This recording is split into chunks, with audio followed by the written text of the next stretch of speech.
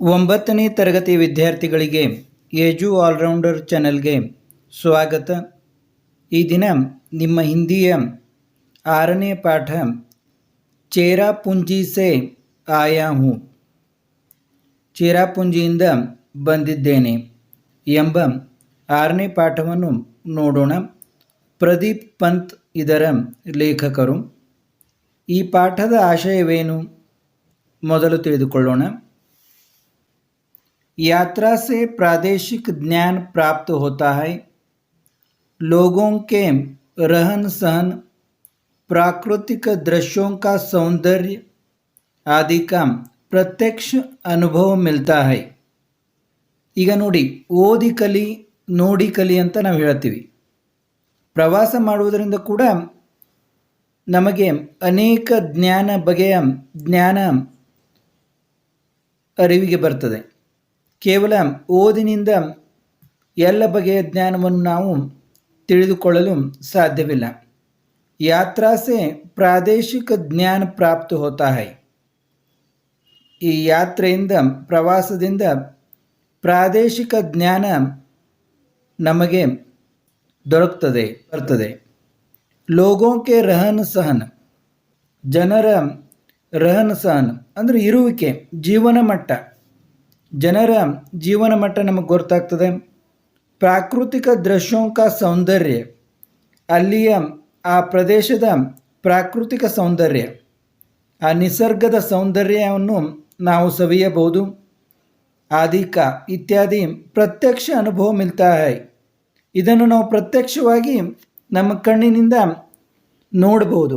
ಇದು ನಮ್ಮ ಅನುಭವಕ್ಕೆ ಸಿಗ್ತದೆ ಅಂತ ಇಲ್ಲಿ ಲೇಖಕರು ಹೇಳ್ತಾರೆ. ಪ್ರವಾಸದಿಂದ ನಮಗೆ ಆಯಾ ಜನರ ಜೀವನ ಮಟ್ಟ, ಅಲ್ಲಿಯ ಸಂಸ್ಕೃತಿ, ಅಲ್ಲಿಯ ಪ್ರಕೃತಿಯ ಸೌಂದರ್ಯ ಎಲ್ಲವೂ ನಮಗೆ ನೋಡಲು ಸಿಗ್ತಾ ಇದೆ. इस पाठ द्वारा छात्र चिरापुंजी का परिचय प्राप्त कर सकते हैं. ಈ ಪಾಠದ ಮೂಲಕ ವಿದ್ಯಾರ್ಥಿಗಳು, ಛಾತ್ರ ಅಂತಂದರೆ ವಿದ್ಯಾರ್ಥಿ, ಚಿರಾಪುಂಜಿ ಕಾ ಪರಿಚಯ, ಚೇರಾಪುಂಜಿಯ ಪರಿಚಯ ಅವರಿಗೆ ಆಗ್ತಾ ಇದೆ ಅಂತ ಲೇಖಕರು ಹೇಳ್ತಾರೆ. ಮೇಘಾಲಯ ಯಾನಿ ಬಾದಲೋಂ ಕಾ ಘರ್. ಮೇಘಾಲಯ ಅಂದರೆ ಮೋಡಗಳ ಮನೆ, ಯಾನಿ ಅಂದರೆ ಬಾದಲೋಂ ಕಾ ಘರ್, ಮೋಡಗಳ ಮನೆ. और मेघालय की राजधानी शिलंग एक हरा भरा पर्वतीय नगर. ಶಿಲ್ಲಾಂಗ್ ಮೇಘಾಲಯ ರಾಜ್ಯದ ರಾಜಧಾನಿ. ಇದೊಂದು ಏಕ್ ಹರಾ ಭರಾ ಪರ್ವತೀಯ ನಗರ, ಒಂದು ಹಸಿರಿನಿಂದ ತುಂಬಿದಂಥ ಪರ್ವತಗಳ ನಗರ. ಜಹಾಂ ಹರ್ ವಕ್ತ್ ಬಾದಲ್ ಉಮಡ್ತೆ ಗುಮಡ್ತೆ ರಹತೆ ಹೈ. ಇಲ್ಲಿ ಹರ್ ವಕ್ತ್ ಅಂದ್ರೆ ಯಾವಾಗಲೂ, ಬಾದಲ್ ಮೋಡಗಳು, ಉಮಡ್ತೆ ಗುಮಡ್ತೆ ರಹತೆ ಹೈ. ಉಮಡ್ತೆ ಗುಮಡ್ತೆ ಅಂದರೆ ಏನು? ಚಾರೋ ಓರ್ ಸೆ ಗಿರ್ನಾ, ಏಕತ್ರಿತ್ ಹೋನಾ. ಅಲ್ಲಿ ನಿಮ್ಮ ಶಬ್ದಾರ್ಥಗಳಲ್ಲಿ ನೋಡಿ, ಚಾರೋ ಓರ್ ಸೆ ಗಿರ್ನಾ ಮತ್ತು ಏಕತ್ರಿತ್ ಹೋನಾ ಅಂದರೆ ಮೋಡಗಳು ಯಾವಾಗ ಎಲ್ಲ ಒಂದೇ ಕಡೆಗೆ ಸೇರ್ತವೆ, ಅವು ಸೇರಿ ಮಳೆ ಬರ್ತದೆ ಅಂತ ಗೊತ್ತಾಗೋದಿಲ್ಲ ಅಂತ. ಯಾವಾಗಲೂ ಇದು ಮೋಡಗಳಿಂದ ಕೂಡಿರ್ತದೆ ಅಂತ. ಯಾವುದು ಇದು? ಶಿಲ್ಲಾಂಗ್, ಮೇಘಾಲಯದ ರಾಜಧಾನಿ. ಬಾದಲ್ ಉಮಡ್ತೆ ಗುಮಡ್ತೆ ರಹತೆ, ಮೋಡಗಳು ಕೂಡ್ತಾ ಇರ್ತವೆ ಅಂತ ಯಾವಾಗಿದ್ರು. ಮೋಡಗಳಿಂದ ಈ ನಗರ ಮುಸುಕಿರ್ತದೆ. इतना बड़ा स्वच्छ सुंदर पर्वतीय नगर उत्तर भारत में कहीं नहीं है. ಇಷ್ಟೊಂದು ದೊಡ್ಡ ಸ್ವಚ್ಛ ಅಂದರೆ ಸ್ವಚ್ಛವಾದಂಥ ಸುಂದರ ಪರ್ವತೀಯ ನಗರ, ಸುಂದರವಾದಂಥ ಪರ್ವತಗಳ ಮೇಲಿರುವಂಥ ನಗರ ಉತ್ತರ ಭಾರತ ಮೇ ಕಹಿ ನಹಿ ಹೈ, ಉತ್ತರ ಭಾರತದಲ್ಲಿ ಎಲ್ಲಿಯೂ ಇಲ್ಲ ಅಂತ. ಅಷ್ಟು ಚಂದ ನಗರ ಇದು ಅಂತ ಲೇಖಕರು ವರ್ಣಿಸ್ತಾರೆ. ऐसा हरित में भी ಶಾಯದ್ ಹಿ ಕಹಿ ದೇಖ್ನೆ ಕೋ ಮಿಲೆ. ಇಷ್ಟೊಂದು ಹಸಿರು ಬಹುಶಃ ನಿಮಗೆ ಎಲ್ಲಿಯೂ ಕಾಣಲಿಕ್ಕೆ ಸಿಗುವುದಿಲ್ಲ ಅಂತ ಲೇಖಕರು ಹೇಳ್ತಾರೆ. ಶಿಲಂಗ್ ಸೆ ಚಿರಾಪುಂಜಿ ಕಿ ಓರ್ जाता मार्ग दोनों ओर पहाड़ों और दरख्तों से पटा पड़ा है. ಶಿಲ್ಲಂಗ್ದಿಂದ ಚಿರಾಪುಂಜಿಗೆ ಹೋಗುವಂಥ ಒಂದು ಮಾರ್ಗ ರಸ್ತೆ ಎರಡೂ ಬದಿಯಲ್ಲಿ ದೋನೋ ಓರ್ ಅಂದರೆ ಎರಡೂ ಕಡೆಗೆ ಪಹಾಡೋ ಅಂದರೆ ಬೆಟ್ಟಗಳಿಂದ, ಅವ್ರ ದರಕ್ತ ಅಂದರೆ ಮರಗಳಿಂದ, ವೃಕ್ಷಗಳಿಂದ, ಪಟ ಹೈ ಅಂದರೆ ಈ ಶಿಲಂಗದಿಂದ ಚಿರಾಪುಂಜಿಗೆ ಹೋಗುವ ಮಾರ್ಗದಲ್ಲಿ ಎರಡೂ ಬದಿಯಲ್ಲಿ ಬೆಟ್ಟಗಳು ಹಾಗೂ ಮರಗಳಿಂದ ಕೂಡಿದೆ ಅಂತ. ಪಟ ಹೈ ಅಂದರೆ ಎರಡೂಗಳಿಂದ ತುಂಬಿದೆ ಇದು ಅಂತ ಈ ಮಾರ್ಗ. ಯಹ ಊಂಚಾ ನೀಚಾ ಸರ್ಪಾಕಾರ ರಸ್ತಾ, ಇಲ್ಲಿ ಅತ್ಯಂತ ಉದ್ದನೆಯ ಎತ್ತರ ಮತ್ತು ತೆಗ್ಗಿನಂತ ಕೂಡಿದ ಒಂದು ಸರ್ಪಾಕಾರವಾಗಿ ಈ ರಸ್ತೆ ಹೋಗ್ತದೆ ಅಂತ. ಹಾವಿನಂತೆ ಈ ರಸ್ತೆ ನಮಗೆ ಕಾಣ್ತದೆ ಅಂತ. ತಗ್ಗು ದಿಜ್ನೆಯಿಂದ ಕೂಡಿದಂಥ, ಹಾವಿನಿಂದ ಕೂಡಿದಂಥ ಈ ರಸ್ತೆ ನಮಗೆ ಕಾಣ್ತದೆ ಅಂತ. ಅಂದರೆ ಒಮ್ಮೆಲೆ ಎತ್ತರ ಬರ್ತದೆ, ಒಂದು ಕಡೆ ಏರಿ ಬರ್ತದೆ, ಮತ್ತೆ ಒಂದು ಕಡೆ ಇಳಿಜಾರು ಬರ್ತದೆ, ಹೀಗೆ ಕೂಡಿ ಹಾವಿನಂತೆ ಈ ರಸ್ತೆ ನಮಗೆ ಕಂಡು ಬರ್ತಾ ಇದೆ.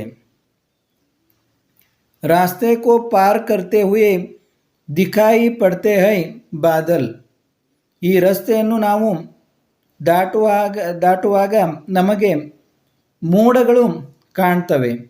ಬಹತಿ ಹೈ ಸುಹಾನಿ ಹವಾ, ಅತ್ಯಂತ ಒಳ್ಳೆಯ ಹವಾ ಗಾಳಿ ಬೀಸ್ತಾ ಇರ್ತದೆ.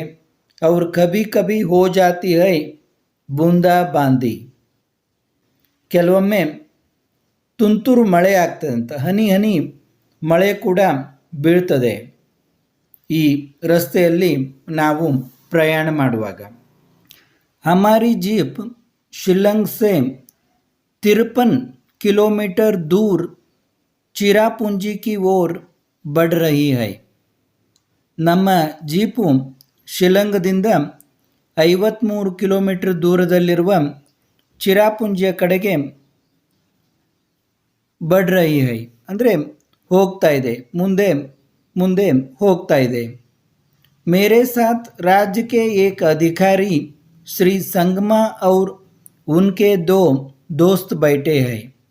ಲೇಖಕರು ಹೇಳ್ತಾರೆ, ನನ್ನ ಜೊತೆಗೆ ರಾಜ್ಯದ ಒಬ್ಬ ಅಧಿಕಾರಿ ಶ್ರೀ ಸಂಗಮ ಅವರು ಮತ್ತು ಅವರ ಇಬ್ಬರು ಗೆಳೆಯರು ಕುಳಿತುಕೊಂಡಿದ್ದಾರೆ.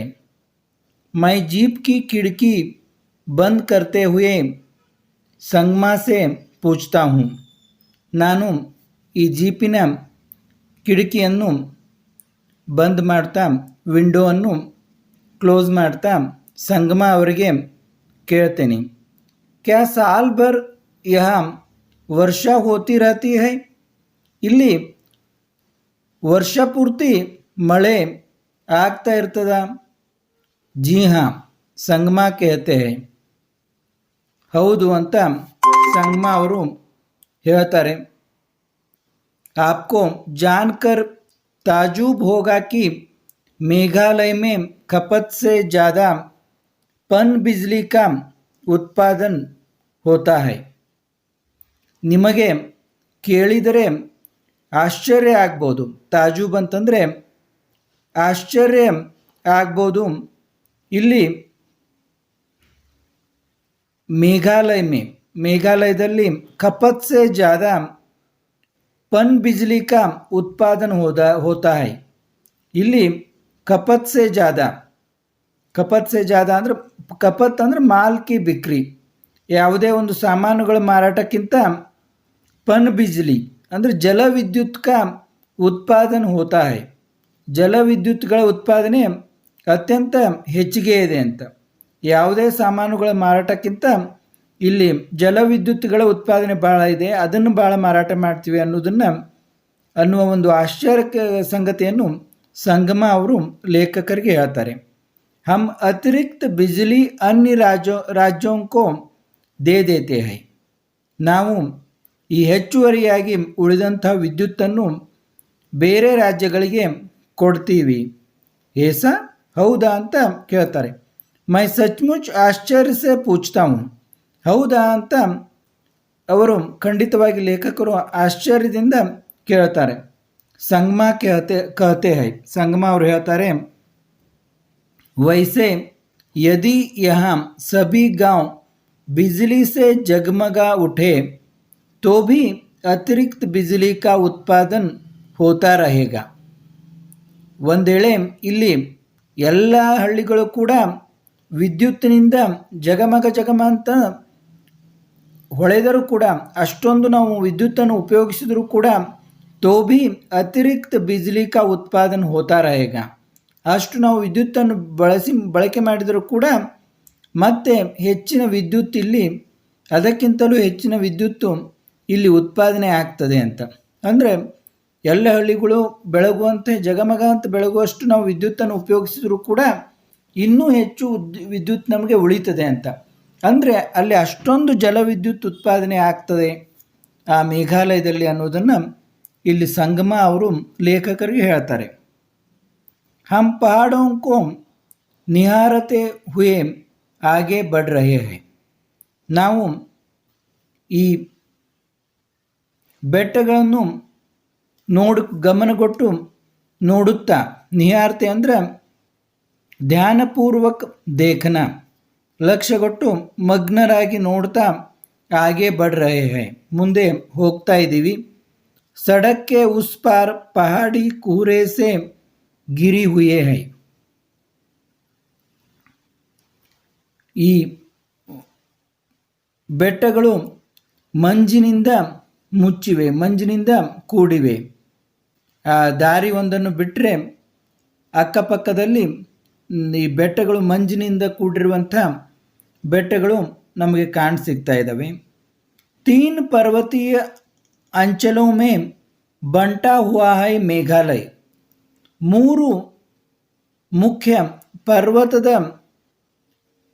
ಅಂಚಿನಲ್ಲಿ, ತಪ್ಪಲಿನಲ್ಲಿ ಈ ಮೇಘಾಲಯ ರಾಜ್ಯವನ್ನು ವಿಭಜಿಸಲಾಗಿದೆ. ಮೂರು ಪರ್ವತಗಳ ಸಾಲಿನಿಂದ ಈ ಮೇಘಾಲಯ ಕೂಡಿದೆ.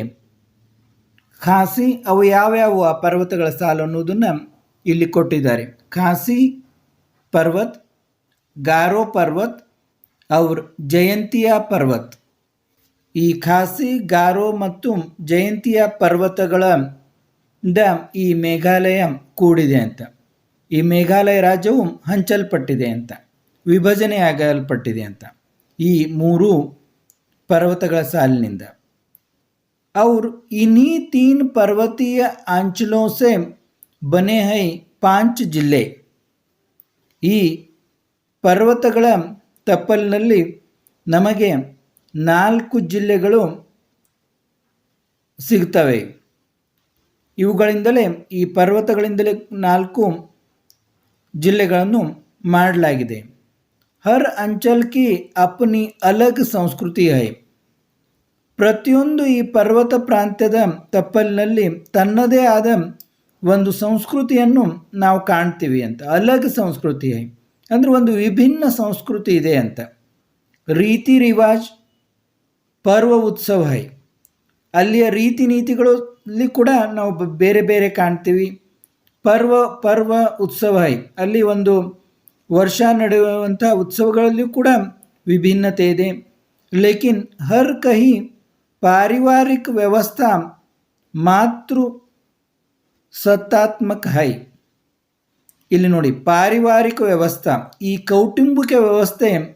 ಆದರೆ ಒಂದು ವಿಷಯವನ್ನು ನಾನು ಹೇಳ್ತೀನಿ, ಇಲ್ಲಿ ಕೌಟುಂಬಿಕ ವ್ಯವಸ್ಥೆ ಮಾತೃ ಸತ್ತಾತ್ಮಕ ಹೈ ಅಂದರೆ ಒಂದು ಮಾತೃ ಪ್ರಧಾನವಾದಂಥ ಕೌಟುಂಬಿಕ ವ್ಯವಸ್ಥೆ ಇಲ್ಲಿದೆ. ಭೂಮಿ, ಧನ್, ಸಂಪತ್ತಿ ಸಬ್ ಮಾँ से ಬೇಟಿ ಕೋ ಮಿಲ್ತಿ ಹೈ.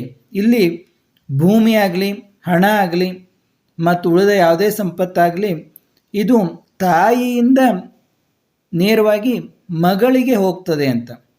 ಅಂದರೆ ನಮ್ಮಲ್ಲಿ ಹಾಗೆ ಇದು ಇಲ್ಲಿ ಪಿತೃಪ್ರಧಾನ ವ್ಯವಸ್ಥೆ ಇಲ್ಲ. ಇಲ್ಲಿ ಕೌಟುಂಬಿಕ ವ್ಯವಸ್ಥೆ ಮಾತೃಪ್ರಧಾನ ವ್ಯವಸ್ಥೆ ಇದೆ. ನಮ್ಮಲ್ಲಿ ಸಾಮಾನ್ಯವಾಗಿ ನಾವು ನೋಡ್ತೀವಿ, ಆಸ್ತಿ ತಂದೆಯಿಂದ ಮಗನಿಗೆ ಹೋಗ್ತದೆ. ಇಲ್ಲಿ ಹಾಗಲ್ಲ, ಇಲ್ಲಿ ತಾಯಿಯಿಂದ ಮಗಳಿಗೆ ಹೋಗ್ತದಂತ. ಅಂದರೆ ಇಲ್ಲಿ ಹೆಣ್ಣು ಮಕ್ಕಳಿಗೆ, ಮಹಿಳೆಯರಿಗೆ ಹೆಚ್ಚಿನ ಪ್ರಾಶಸ್ತ್ಯವನ್ನು ಕೊಟ್ಟಿದ್ದಾರೆ ಅನ್ನೋದು ಕಂಡು ಬರ್ತದೆ. ಸ್ತ್ರೀಕಾಯ ವರ್ಚಸ್ಸು ಹೈ. ನಾನು ಈಗಾಗಲೇ ಹೇಳಿದಿಂದ ಸ್ತ್ರೀಗೆ ಇಲ್ಲಿ ಹೆಚ್ಚಿನ ಮಹತ್ವವನ್ನು ಕೊಟ್ಟಿದ್ದಾರೆ. ಯಹ ಅಹಸಾಸ್ ಗುವಾಹಾಟಿ ಸೆ ಮೇಘಾಲಯ ಕಿ ಸೀಮಾ ಮೇ घुसने के साथ ही होने लगता है. ಈ ಒಂದು ಅನುಭವ, ಭಾವನೆ ನಮಗೆ ಎಲ್ಲಿಂದ ಸ್ಟಾರ್ಟ್ ಆಗ್ತದೆ, ಎಲ್ಲಿಂದ ನಮಗೆ ಆರಂಭವಾಗ್ತದೆ ಅಂದ್ರೆ ಗುವಾಹಾಟಿ ಸೆ ಮೇಘಾಲಯ ಕಿ ಸೀಮಾ ಮೇ, ಗುವಾಹಾಟಿಯಿಂದ ಮೇಘಾಲಯದ ಗಡಿಯಲ್ಲಿ, ಸೀಮೆಯಲ್ಲಿ, ಆ ಗಡಿ ರೇಖೆಯಲ್ಲಿ ನಾವು ಒಳಗೆ ಹೊಕ್ಕ ತಕ್ಷಣ, ಗುಸ್ನೇಕೆ ಸಾಥಿ, ಅಲ್ಲಿ ನಾವು ಒಳಗೆ ಹೊಕ್ಕ ತಕ್ಷಣವೇ ಹೋನೇ ಲಗ್ತಾ ಹೈ, ನಮ್ಮ ಗಮನಕ್ಕೆ ಇದು ಬರ್ತದೆ ಅಂತ. ಇಲ್ಲಿ ಸ್ತ್ರೀ ಪ್ರಧಾನ ವ್ಯವಸ್ಥೆ ಇದೆ ಅನ್ನುವುದು ನಮ್ಮ ಗಮನಕ್ಕೆ ಬರ್ತದೆ ಅಂತ. ತಮಾಮ್ ದುಕಾನೋं पर स्त्रियां सौदा बेचती और बेचक बतियाती दिखाई देती है. ತಮಾಮ್ ದುಕಾನು, ಎಲ್ಲ ಅಂಗಡಿಯಲ್ಲಿ, ಅಂದರೆ ಎಲ್ಲ ಥರದ ಅಂಗಡಿಗಳಲ್ಲಿ ಸ್ತ್ರೀಯರು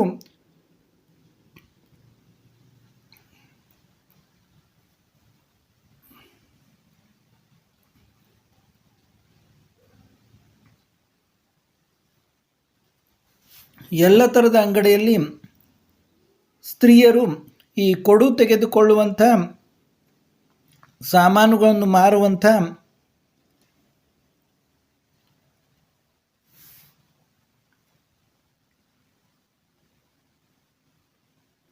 तमाम दुकानों पर स्त्रियां सौदा बेचती और बेचक बतियाती दिखाई देती है. ಎಲ್ಲ ಅಂಗಡಿಗಳಲ್ಲಿ ಸ್ತ್ರೀಯರು ವಿಕ್ರಯವನ್ನು ಮಾಡುವಂಥ, ವ್ಯಾಪಾರವನ್ನು ಮಾಡುವಂಥ ಮತ್ತು ಬೇಚಕ್ ಬತಿಯಾತಿ ದಿಖಾಯಿ ದೇತಿ ಹೈ. ಬೇಚಕ್ ಅಂದರೆ ನಿಸ್ಸಂಕೋಚವಾಗಿ ವ್ಯವಹರಿಸುವಂತಹ ದೃಶ್ಯವನ್ನು ನಾವು ಕಾಣ್ತೀವಿ.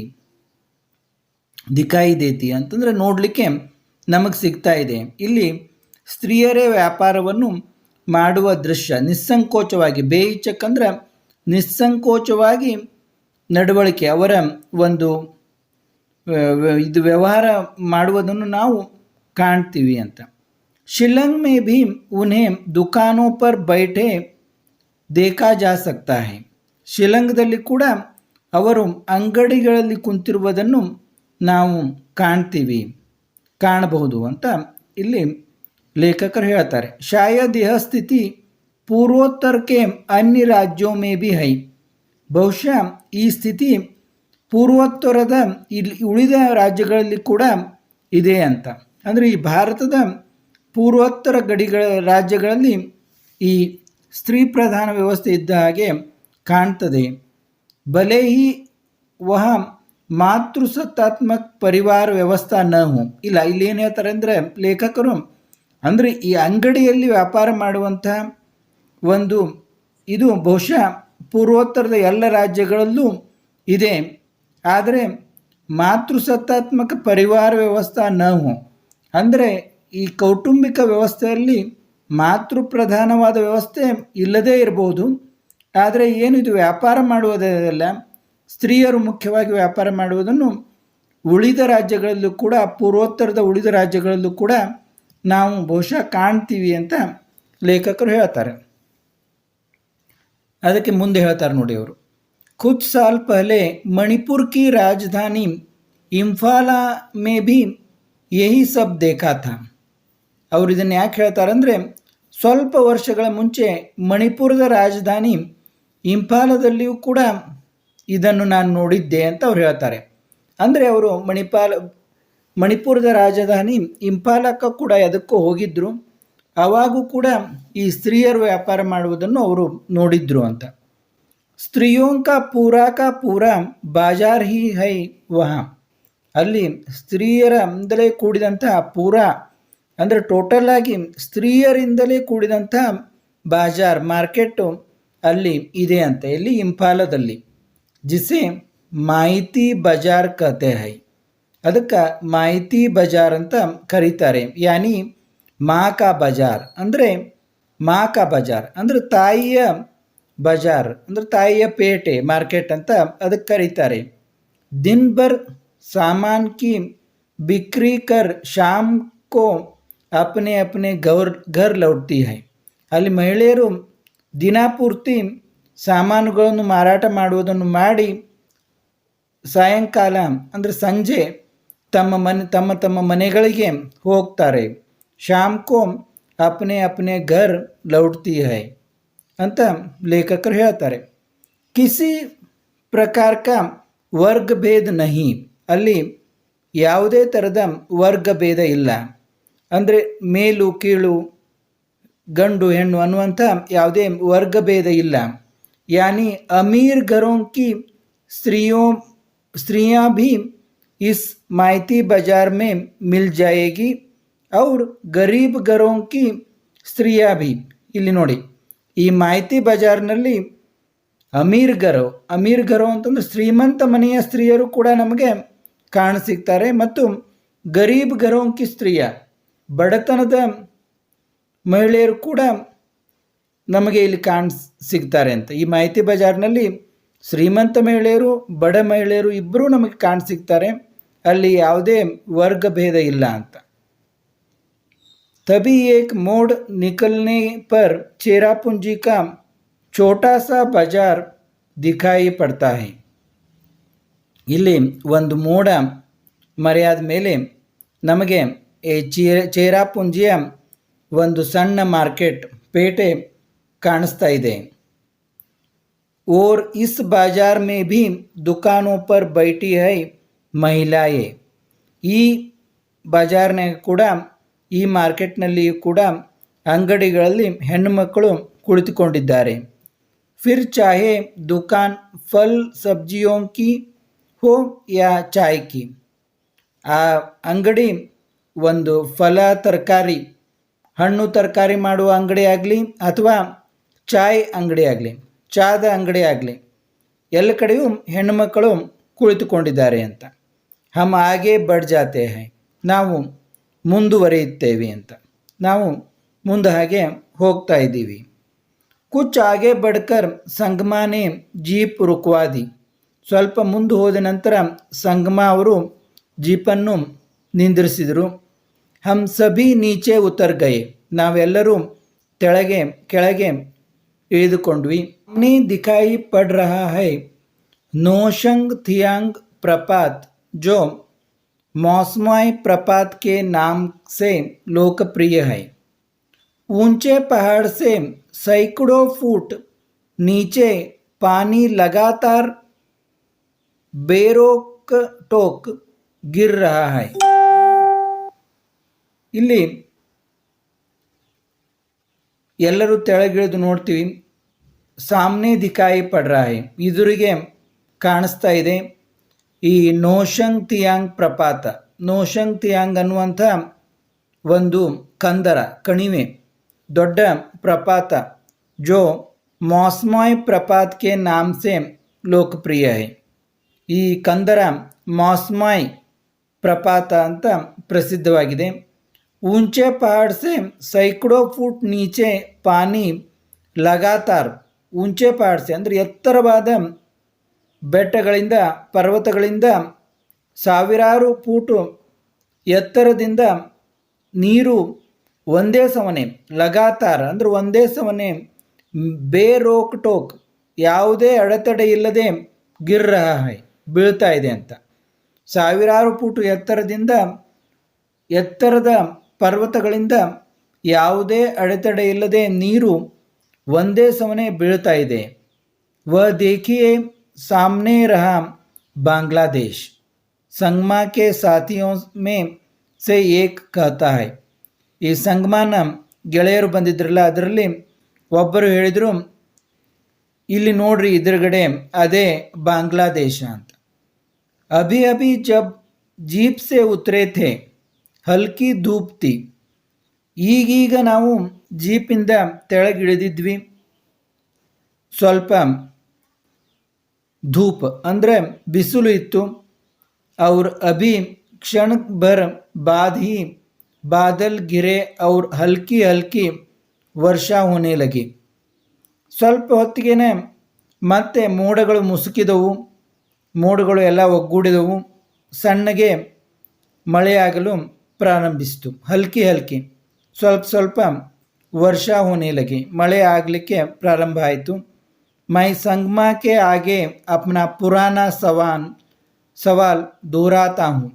ನಾನು ಮತ್ತೆ ಸಂಗಮ ಅವರಿಗೆ ನನ್ನ ಹಳೆಯ ಪ್ರಶ್ನೆಯನ್ನು ಪುನರಾವೃತ್ತಿಯಾಗಿ ಮತ್ತೆ ಕೇಳಿದೆ ಅಂತ ಲೇಖಕರು ಹೇಳ್ತಾರೆ. ಮತ್ತೆ ಮತ್ತೆ ಕೇಳ್ತಾ ಇದ್ದೀನಿ.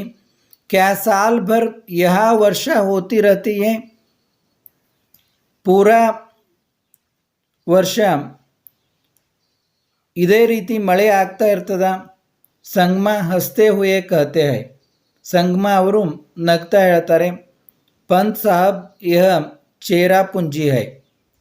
ಪಂತ್ ಸಾಹೇಬ್ರ ಇದು ಚೇರಾಪುಂಜಿ ಅದ ಅಂತ ಅವರು ನಗುತ್ತಾ ಹೇಳಿದರು. ಹಾಂ, ಖಯಾಲ್ ಆಯಾ ಯಹ ಚೇರಾಪುಂಜಿ ಹೈ. ಹೌದು, ನನಗೆ ನೆನಪಾಯಿತು, ಇದು ಚೇರಾಪುಂಜಿ ಅದ. ಸಮುದ್ರ ಕಿ ಸತಹ ಸೆ ಕೋಯಿ 1300 ಮೀಟರ್ ಉಪ್ಪರ್. ಇದು ಸಮುದ್ರದ ಸತಹ ಅಂದರೆ ಸಮುದ್ರದಿಂದ ಎತ್ತರದಲ್ಲಿ, ಸತಹ ಸೆ ಕೋಯಿ 1300 ಅಂದರೆ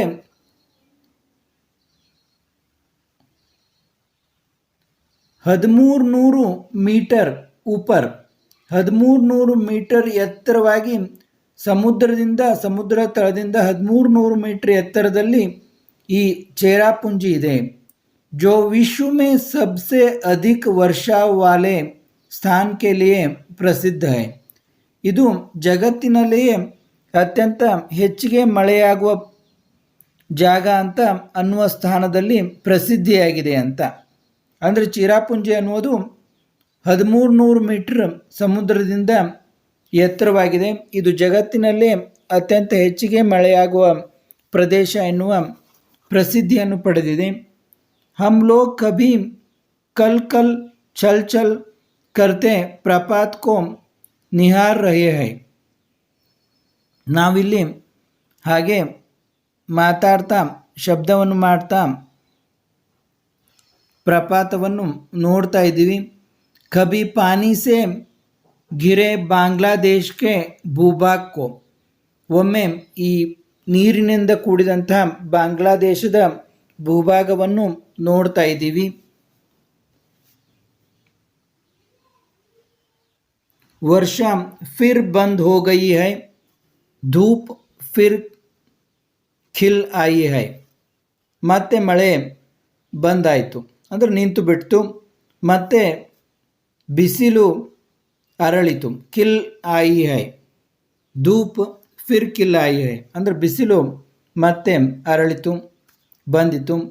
इसी तरह वर्षा धूप कोहरे की लुका छिपी का खेल चलता रहता है यहाँ.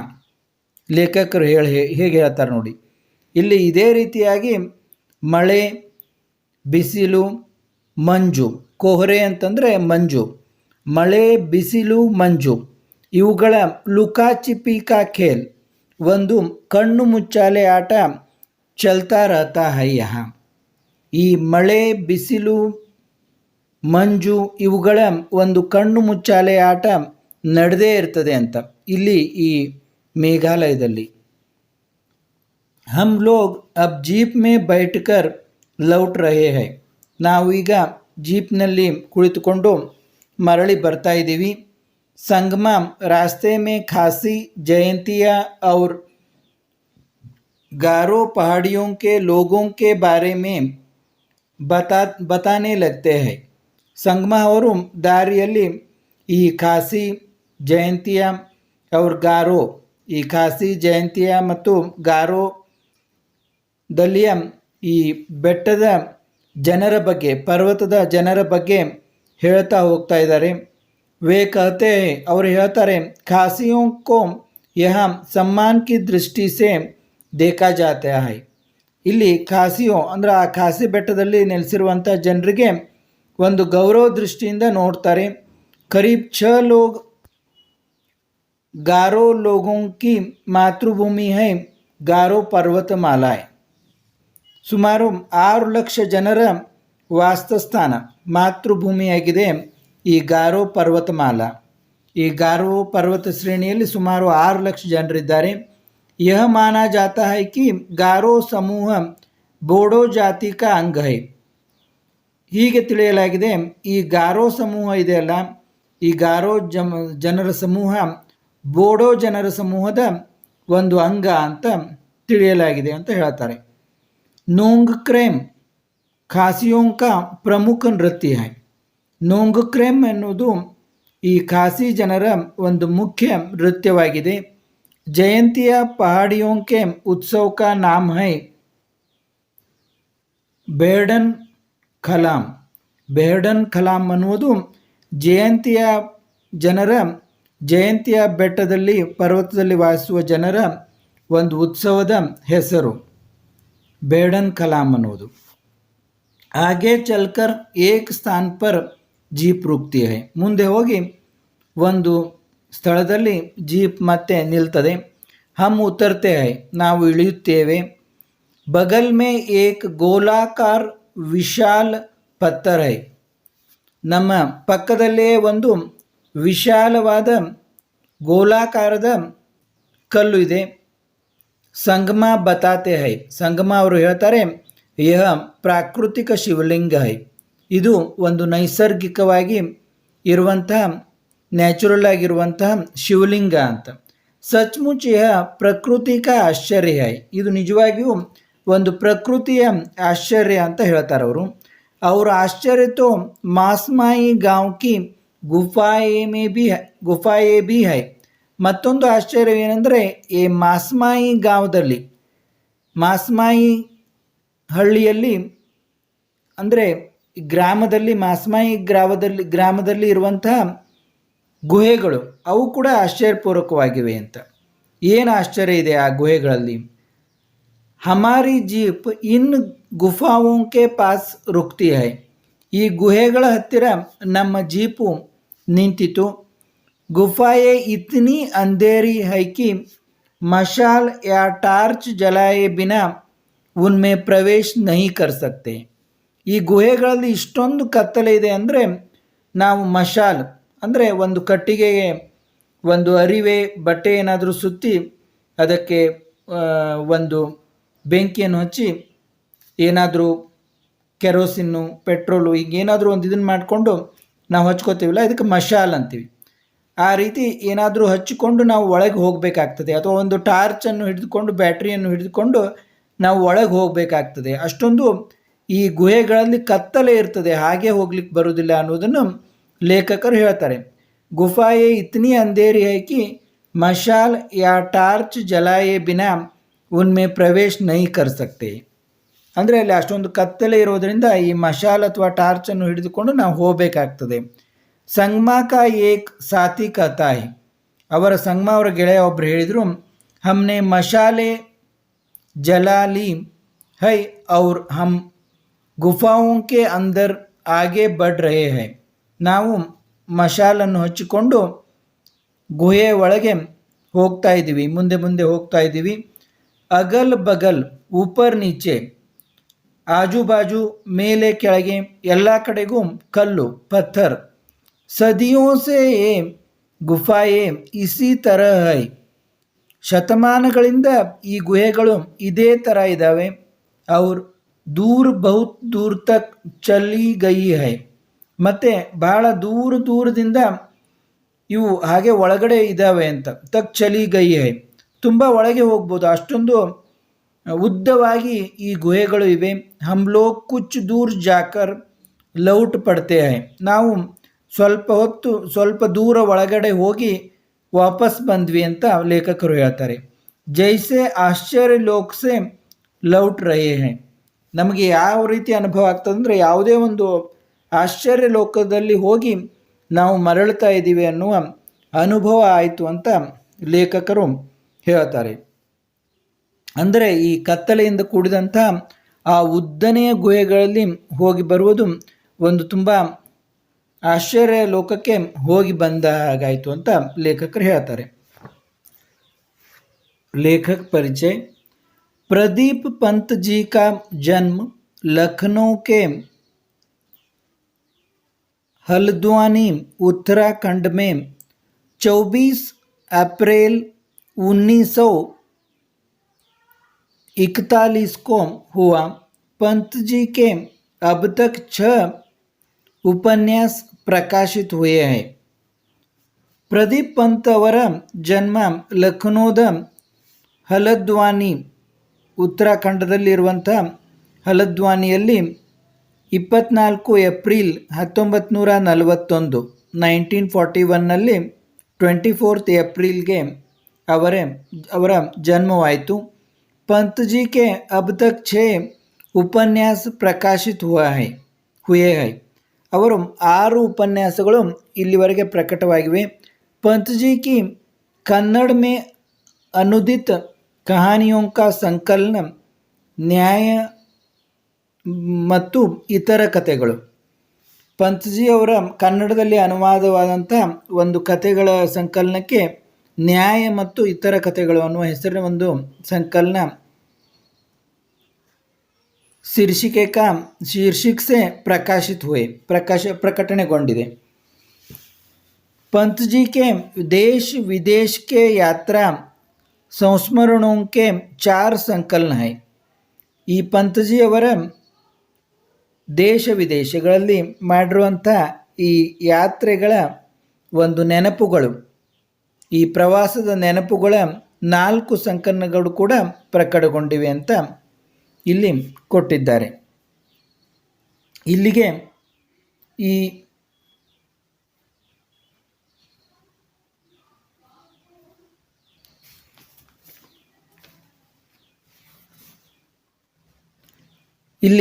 ಈ ಚಿರಾಪುಂಜಿ ಸೆ ಆಯಾ ಹೂಂ ಎನ್ನುವ ಪಾಠವನ್ನು ಮುಗಿಸ್ತಾ ಇದ್ದೀನಿ. ಮತ್ತೆ ಮುಂದಿನ ಪಾಠ ಪದ್ಯದೊಂದಿಗೆ ಭೇಟಿಯಾಗೋಣ. ಅಲ್ಲಿಯವರೆಗೆ ಎಲ್ಲ ವಿದ್ಯಾರ್ಥಿಗಳಿಗೂ ನನ್ನ ಧನ್ಯವಾದಗಳು. ನಾವು ಮಾಡುವ ಕನ್ನಡ, ಇಂಗ್ಲೀಷ್, ಹಿಂದಿ ಪಾಠಗಳನ್ನು ನೋಡುತ್ತಾ ಇರಿ. ನಿಮ್ಮ ಗೆಳೆಯರಿಗೂ ಹೇಳಿ, ಸಬ್ಸ್ಕ್ರೈಬ್ ಆಗಿ. ಮತ್ತೊಮ್ಮೆ ಎಲ್ಲರಿಗೂ ನನ್ನ ಧನ್ಯವಾದಗಳು.